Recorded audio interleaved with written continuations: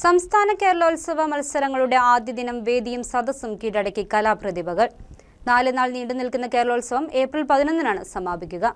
പ്രധാന വേദിയായ Mar Basil school ഗ്രൗണ്ടിലെ MD Vasudevan Nair നഗറിൽ അരങ്ങേറിയ വള്ളംകളിപ്പാട്ട് മത്സരങ്ങൾ കാണികൾക്ക് കൗതുകമായി. കുട്ടനാടൻ ശൈലിയും ആറന്മുള ശൈലിയും വേദിയിലുയർന്നു.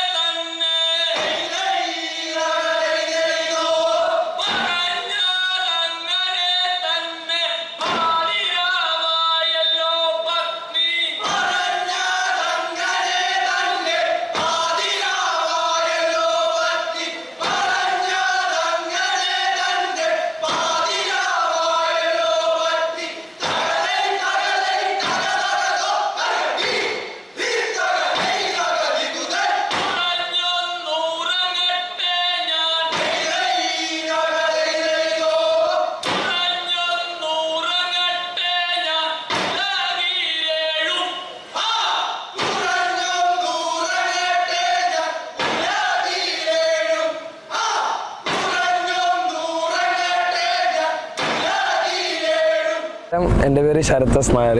ഞാൻ പത്തനംതിട്ട ജില്ലയിലെ കീക്കുഴൂർ എന്ന സ്ഥലത്തുനിന്ന് വരുന്നു.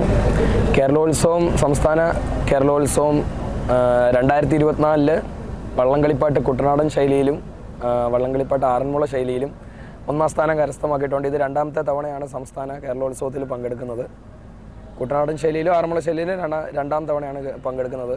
സെന്റ് തോമസ് ഹാളിലെ KPSC നഗറിൽ നാടക മത്സരങ്ങളാണ് വാശിയോടെ നടന്നത്. മോഹിനിയാട്ടം, ഭരതനാട്യം, ഓട്ടംതുള്ളൽ തുടങ്ങിയ നൃത്ത മത്സരങ്ങൾക്ക് ലയൺസ് ക്ലബ്ബിലെ ഇന്നസെന്റ് നഗർ സാക്ഷ്യം വഹിച്ചു. സംഗീത മത്സരങ്ങൾ P. ജയചന്ദ്രൻ നഗറിൽ നടന്നു. 3ാം ദിനമായ ഏപ്രിൽ 10-ന് മാർഗംകളി, കോൽകളി, വട്ടപ്പാട്ട്, ഒപ്പന, കഥകളി, കുച്ചിപ്പുടി, നാടോടി നൃത്തം, നാടൻപാട്ട് തുടങ്ങിയ മത്സരങ്ങളാണ് നടക്കുക. ഏപ്രിൽ 11-നാണ് കേരളോത്സവത്തിന്റെ സമാപനം. News desk KCV news.